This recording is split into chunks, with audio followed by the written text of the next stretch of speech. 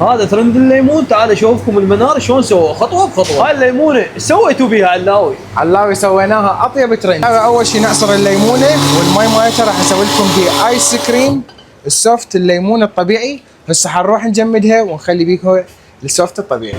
تشوفون هاي الليمونه؟ هاي تصير هنا بعدين شو تصير؟ الدرجه مال الحراره مالتها تحت الصفر انجماد.